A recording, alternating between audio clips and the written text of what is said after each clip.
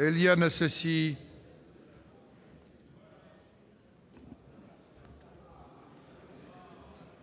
Groupe communiste, républicain, citoyen, écologiste.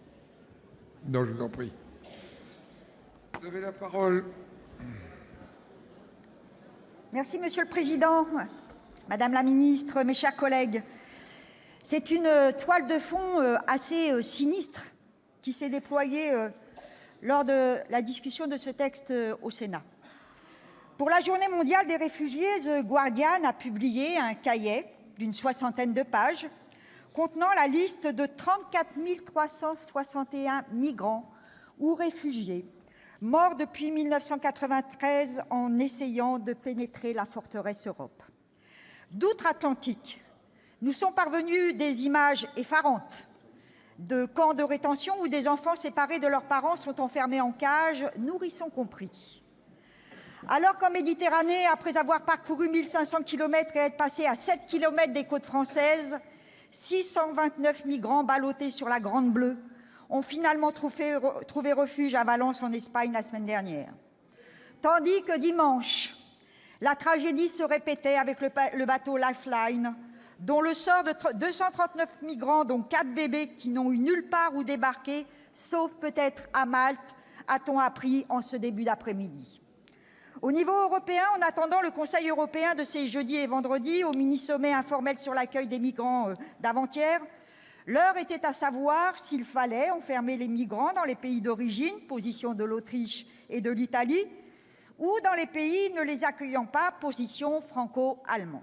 En 2015, la question posée au niveau européen était « Comment on répartit les réfugiés ?»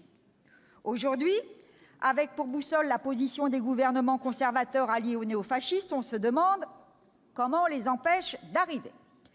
Le président Macron fait le grand écart à Bruxelles, il sermonne les États anti-migrants, et en France, il bloque les ports. C'est l'hôpital qui se fout de la charité. En réalité, le pays des droits de l'homme s'échappe et tend à se refermer lui-même sur un double objectif.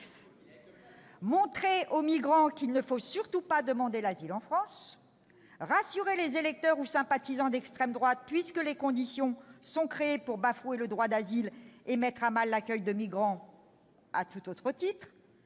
Pas tout à fait dans le même objectif, mais en tout cas avec les mêmes finalités, la majorité sénatoriale a fait adopter l'instauration de quotas qu'évaluerait chaque année le Parlement, sans se soucier réellement des causes profondes qui conduisent à ce monde de migration et de réfugiés.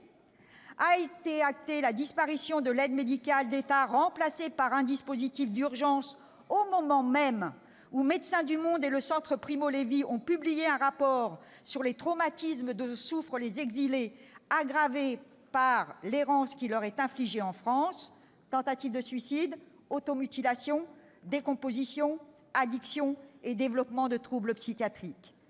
Le délit de solidarité, quelque peu assoupli à l'Assemblée nationale, qui exemptait de poursuites les personnes qui apportent une aide à la circulation aux migrants, a été rétabli dans sa version existante, continuant ainsi à criminaliser ceux d'entre nous qui apportent en toute fraternité aide et soutien aux exilés.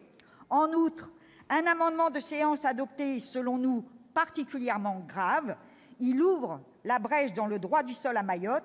Nous espérons que la commission mixte paritaire échouera précisément sur ce point et qu'un projet de loi en bonne et due forme permettra un vrai débat et la présentation par le Gouvernement de son ambition pour résoudre la crise qui sévit dans ce département français sans remettre en cause notre droit à la nationalité.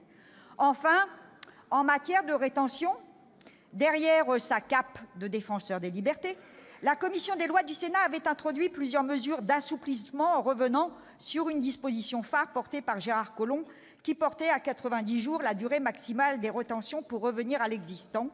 Mais en parallèle, la durée de la première phase de rétention administrative a été rallongée à 5 jours au lieu de 48 heures actuelles. En outre, a été gravée dans la loi une durée maximale d'enfermement pour les mineurs avec leur famille à 5 jours, qui vient de fait légaliser l'enfermement des mineurs avec leur famille sur notre sol. En résumé, ce projet de loi et son examen au Sénat, mais aussi à l'Assemblée nationale, n'a eu de cesse de déshumaniser les sujets dont il est question, les exilés. Cette chair humaine dont l'Italie ne veut pas, La grande majorité de nos amendements a été rejetée. Ils ne portaient pourtant pas une idée très révolutionnaire de notre politique migratoire. Il s'agissait simplement d'améliorer les conditions de vie et d'accueil des personnes en respectant l'intérêt supérieur de l'enfant et notamment en veillant aux droits fondamentaux, un toit, la santé et les besoins alimentaires, ainsi qu'éventuellement les mêmes droits de recours que pour tout justiciable et un accès facilité au travail. En outre, il veillait à garantir le respect des principes fondamentaux auxquels notre pays a souscrit dans sa Constitution et dans ses engagements internationaux. Dans une Europe en proie à la montée des nationalismes, la France doit prendre ses responsabilités et réaffirmer les valeurs qu'elle a toujours portées, celles qui fondent notre République. Mes chers collègues, la Banque mondiale estime à 148 millions les réfugiés climatiques à l'horizon 2050. 5 millions pourraient venir en Europe. Nous ne pourrons pas les laisser voguer indéfiniment sur les mers et sur les océans, comme le souhaiteraient certains ici. Qu'en ferons-nous ? Une chose est sûre, ce projet de loi auquel nous demeurons opposés ne propose aucune issue à ce défi humanitaire. Merci, Madame la Présidente.